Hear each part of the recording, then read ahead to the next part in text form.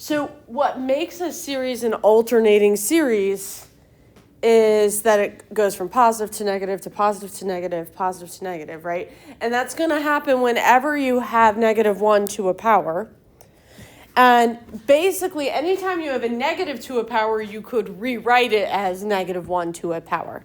Okay, so for example, if I have, I could take this -1/2 to the n, that's really -1 to the n times +1/2 to the n, right? Like we could split that up into two different things, okay? And a lot of times what you'll see is -1 to the n or -1 to the n minus 1 or n plus 1 power, and that's just trying to determine, like, is the first term positive or negative, right? So, like, if you do n minus 1, then the first term would be positive. If you do n, the first term would be negative, right? Because -1 to the 1 power for the first term, right? You guys, are we all on the same page here? Okay. Now, when a series is alternating, in order to decide does this series converge or not, you basically check two conditions. The first of which is ignoring the alternating capacity of it, right? Does the other term, does the rest of the series, is the limit going to 0 of the sequence? Okay, so essentially nth term test, right? Okay, and if essentially what you're going to show is that an plus 1 is less than or equal to an for all n. In other words, can you say that as n increases, the value of the sequence decreases? Okay?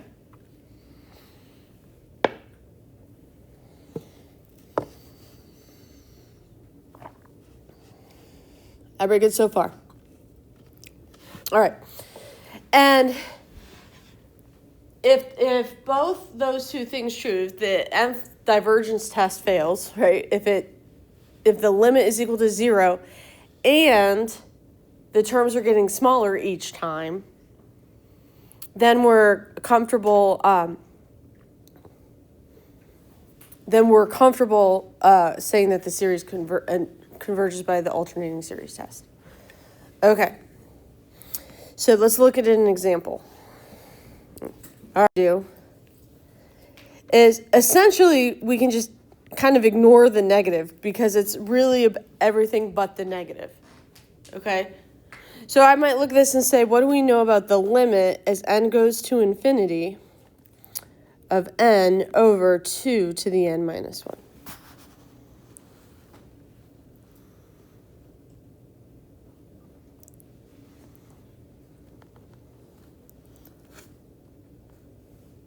What is that limit?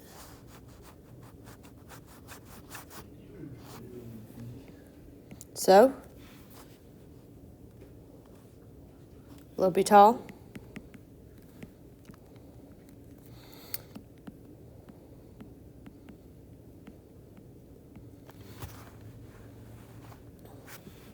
And we get 0. So the first condition to say it converges is true. The next condition is a little bit trickier. Okay. What we need to show that n plus 1 over 2 to the n plus 1 minus 1 power, that's an plus 1, is less than or equal to n over 2 to the n minus 1 power.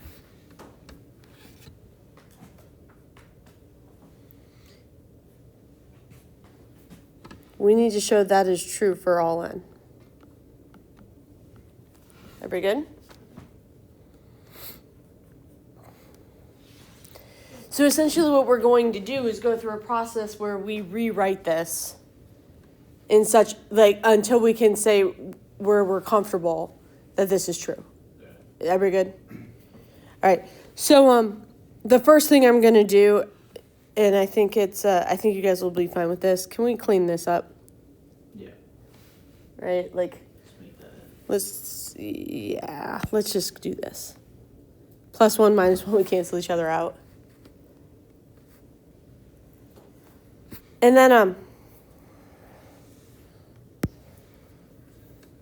the next thing I'm going to do, because I feel like it's really hard to compare these right now, okay, is let's go ahead and multiply by 2 to the n. I'm going to do this in different colors.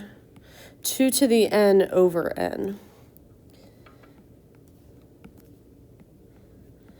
And the idea is I'm trying to get similar style terms close to each other. Okay? So what'll happen is on the left I'll have n plus 1 over n. And on the right I'll have 2 to the n over 2 to the n minus 1. And because we know n is somewhere between 1 and infinity, right? What we multiply both sides by a positive number, so I can just keep the direction of that sign the same, because I know that I multiplied by something positive. So we don't need to worry about that whole like inequality signs. Do I need to flip the negative sign? Flip it because of a negative or anything? Are we all comfortable with this? We would want to think that through a little bit. All right, now. This feels simplifiable, yes? Mm-hmm. Like if I asked you guys to simplify this, we would subtract our exponents, right? Yeah. What is 2? So then I'm doing n minus n minus 1. So really careful though. It sure wouldn't. It would be this. Yes, that's what we're doing. N minus 1. Which is n minus n plus 1. Which is 1, right? So my left-hand side becomes 2 to the 1 power. Everybody good? And are you guys comfortable if I call my right-hand side 1 plus 1 over n? I'm kind of doing this. Yeah. Can you guys see what I'm doing there? Okay.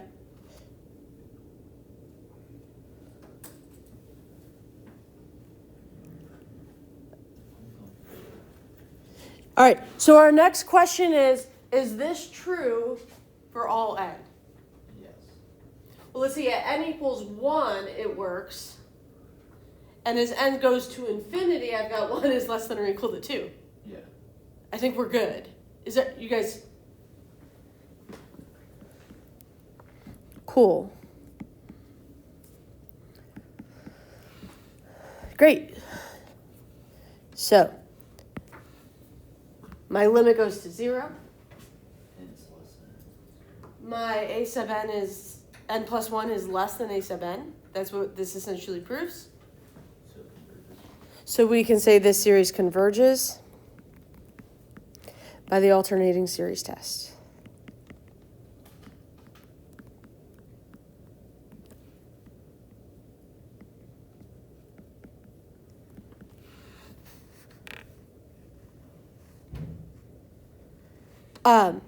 You guys, this was one of the more complicated ways of showing a n plus 1 is less than a n. Okay? Yeah. So if this was intimidating, don't worry about it. In practice, it's not as bad as you think. Okay. Okay? All right. Now, all right, let's look at this one. What do you guys want to do first? First of all, can I use alternating series test? We should always start with that. And the answer is, it's alternating. I can tell from this -1 to the n plus 1 power. Okay. Then I say, ignore it, and say what's happening as n goes to infinity.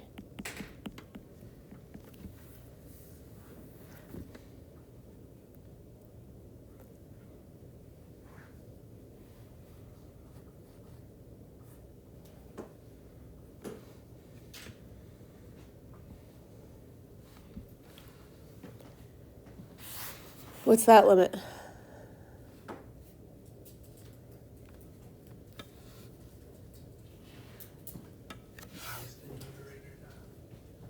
Say that again.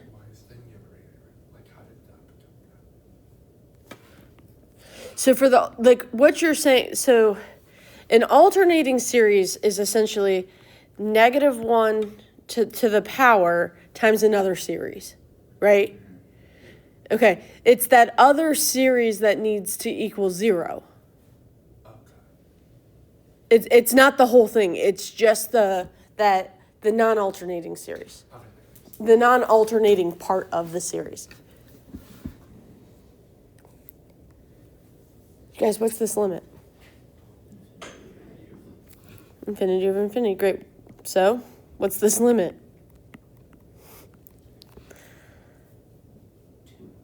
1 over 1. We take the derivative.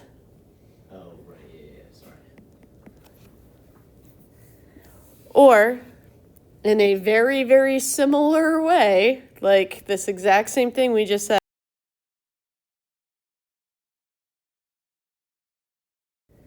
and then take the limit. Yeah. And we'd still get 1, right? Because then it'd be 1 plus 0. Okay? So, now what? Well, if that part's not equal to 0, we just say it diverges.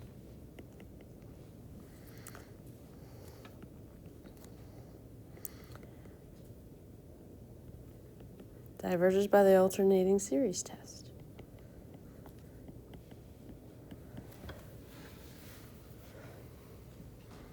I like it when it diverges.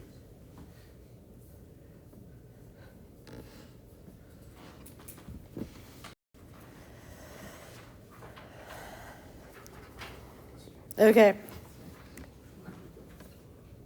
Alternating series. An alternating series is has some extra special cases kind of thing that goes on here. Okay, so for this one, guys, to kind of show the reasoning behind this, what I'd like us to do is just write out the first few terms, right? So at n equals 1, this series would be 1 times 1 over 1 factorial. Yeah, so 1. Is everybody good? When I plug in 2, I'm going to get a negative, because this becomes -1 to the third power, which is negative. And then I have 1 over 2 factorial, so 1/2. Is everybody good so far? And then my next term, is it going to be positive or negative?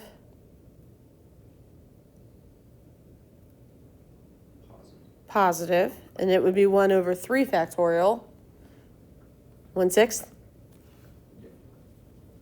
And then the next one would be negative 1/24, positive 1/20. I'm going to go from there. Okay. All right, so let's start with, is this series going to converge? So the first thing we would do is take our limit. The limit is n is approaching infinity of 1 over n factorial. Are we all good calling that 0? And then if I say 1 over n plus 1 factorial is less than 1 over n factorial, I'm comfortable saying that is true for all n. Because we kind of talked about this on Wednesday, a bigger denominator is a smaller overall value. Yeah. And it's always going to be getting bigger. We all good? Yeah. Okay, so does the series converge? Yes. Okay. All right.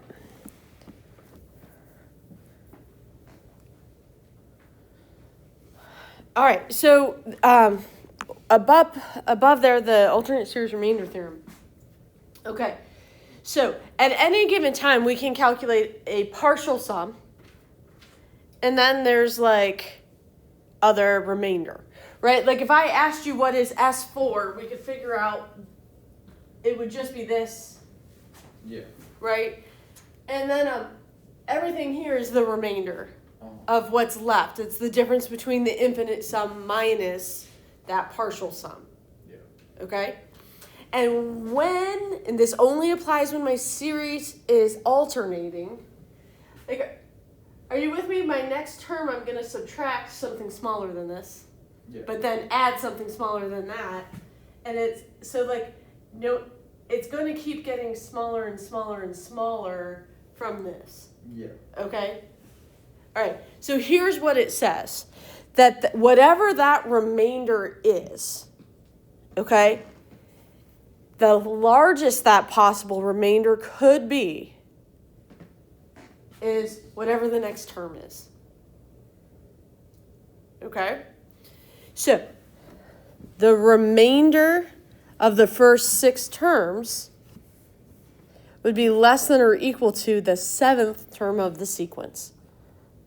So I kind of like to think of it as each one of these ones, as I keep going, keeps chipping away at that value of whatever that next value is. Is everybody good? It's going to go up, it's going to go down, go up, go down. The remainder's going up, down, up, down, up, down, up, down.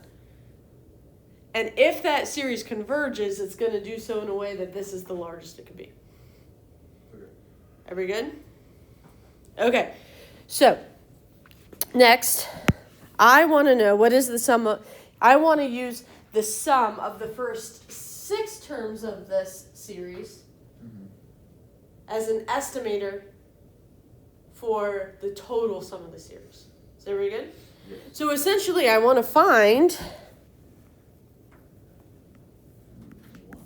1 to 6 of negative 1 to the n plus 1, 1 over n factorial, which we can throw into our calculator quite quickly and easily. I'm going to let you guys do that.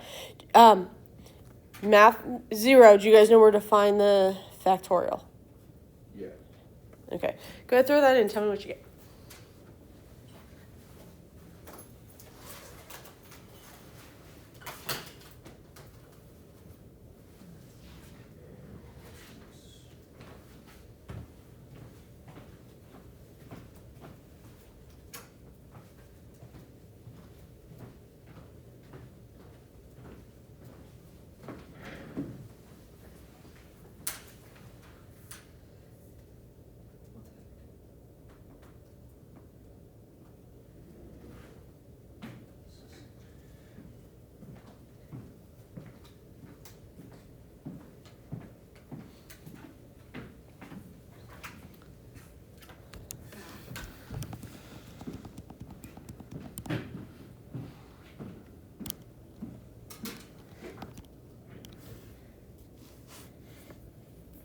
Guys, I got, did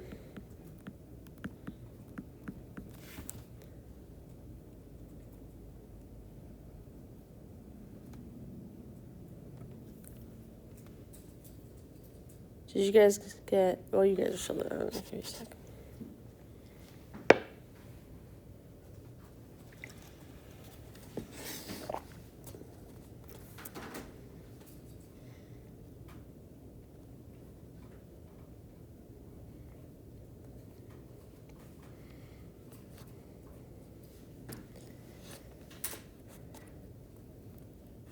Everybody good?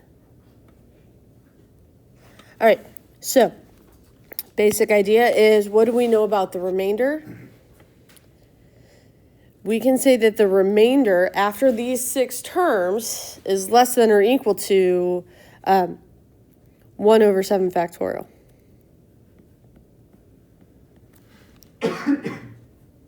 Which is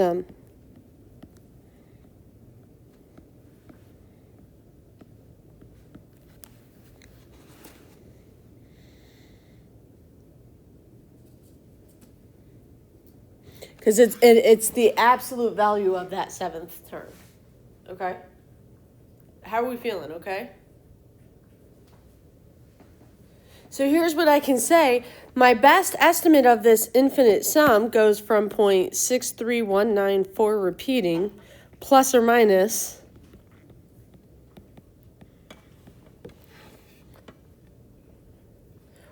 or I could say that infinite sum is somewhere between 0.6317 and 0.6321. So while we still don't know where does this converge, we're starting to get a pretty good idea of where it's converging to. We took it out more terms. That remainder is just going to keep getting smaller and smaller and smaller. Is everybody good? And this is where I'm stopping today. We'll do the rest of the stuff tomorrow because that's a lot. I instead gave you